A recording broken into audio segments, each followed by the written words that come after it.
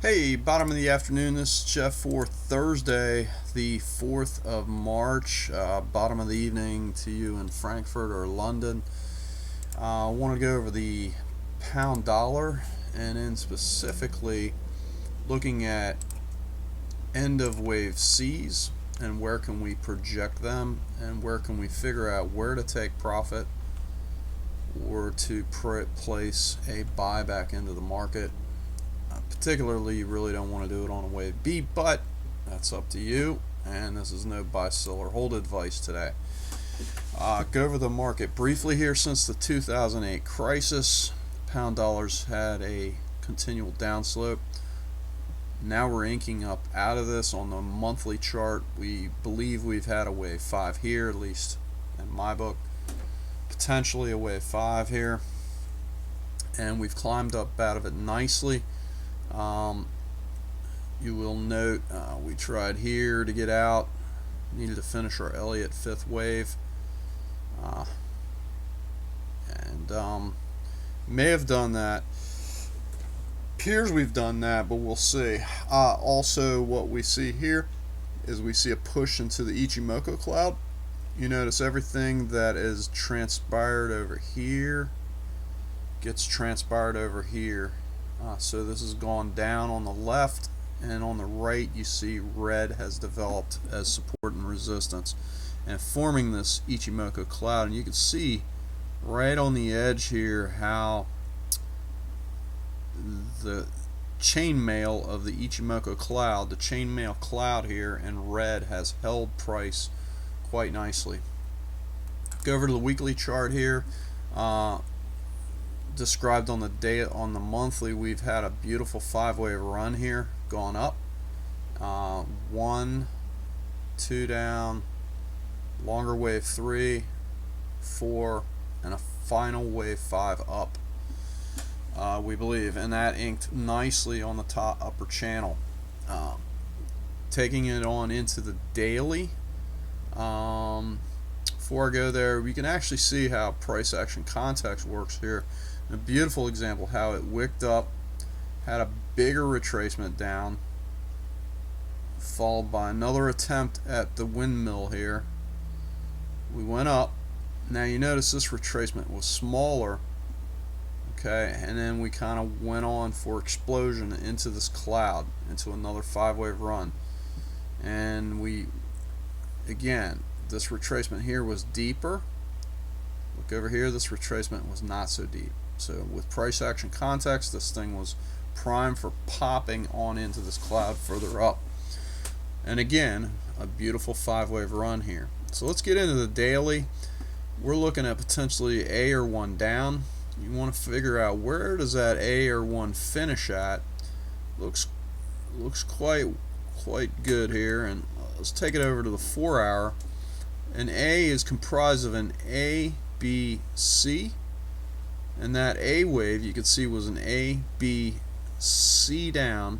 My C got deleted, making this a wave A. I'm just stick A here. So A, B, and then a C. Well, if one were to figure out where does this wave C end, how can I know where, if I made a short up here, where can I take profit down here? Okay, so I'm going to enter something on the weekly. We'll go back over to the weekly. So let's first do a Fibonacci, internal Fibonacci ratio. Okay, there we have it. Now typically, if after a 5-wave run, we'd like to see I don't know, 50 or a golden ratio 61.8 type retracement. Well, so far we've done a 23.6. Let's take this over to the daily and the 4-hour. And let's go over here and let's take this on down on a 4-hour, and we will go with taking a look as to where. Now we see this 23.6 level got hit. We're going to go ahead and enter another Fibonacci retracement, and we're going to take it on this from the bottom of wave A to the top of wave B. How can you pick off a wave C? Well, a wave C typically goes a 127.2 or a 161.8 from the wave structure of wave A to wave B. So let's go ahead and drop this in here.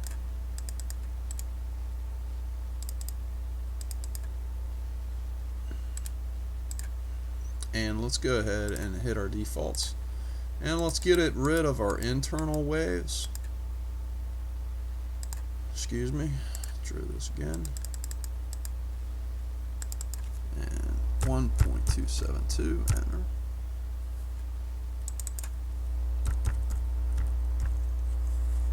Okay. And then let's get rid of these bigger ones. So we see we enter that. Now we have an external retracement, and where did this fall? Right to the 1272. Now let's say typically sometimes if wave A was shorter, wave C tends to go longer to a 161.8. There are a lot of variables in this, but you can see there's one way we picked off the end of wave C on this particular wave set to a fantastic level, right on the money there. Okay, hopefully that should help in your trading. Let's take this down to a 1 hour. Now wave C is partitioned into 5 waves of wave C. Wave C of wave C rather is partitioned into 5 waves, and wave C consists of an A, B, and then wave C, as I said, 5 waves. So let's look on the 1 hour. We had our A, B, and then wave C, this wave C of wave C is partitioned into 5 waves. These may not be spot on. I was in a congested chart here, but let's take it. It may not be pencil, it may not be 100% correct, but we've got a 1 down, 2 up, giant wave 3 consisting of 5 waves. Remember, wave 3 is generally the biggest waves. Has to be the biggest wave of 1, 3, or 5 impulse waves. So wave 3 the biggest, 1, 2, 3, 4, 5. Bingo. Okay? So, going back over to the 4 hour chart, if you were to put your external fib in, and this had not finished, you've got one way of telling how you can get out and or take profit and or buy in, which get into that later. But one way here, your external fib, and then look at this, your timing. You want to start to look at your timing on your Elliot wave as to when this wave is going to finish and complete. Not everything is always pencil perfect, picture perfect, shall I say. Alright, so we've got our wave C. Now what do we do? Well, if you're really into it, you could try to buy into a wave B.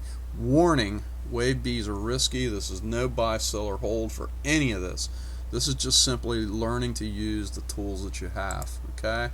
And also potentially predicting a place that people would short.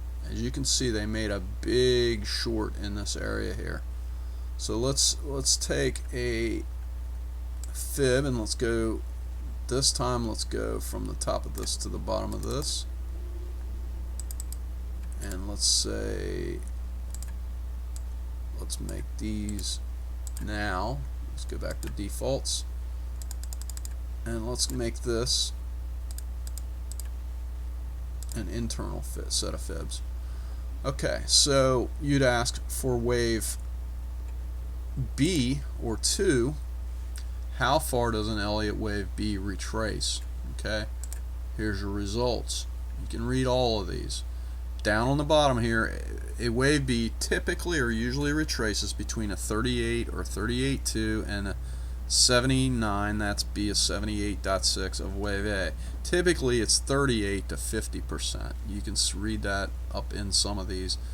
A lot of times 38 to 50% of wave A. Okay, it'll get into a bunch of zigzags and this and that. But if we look over here, what did we do? On this, we hit a 23.6, we went up to a 38.2.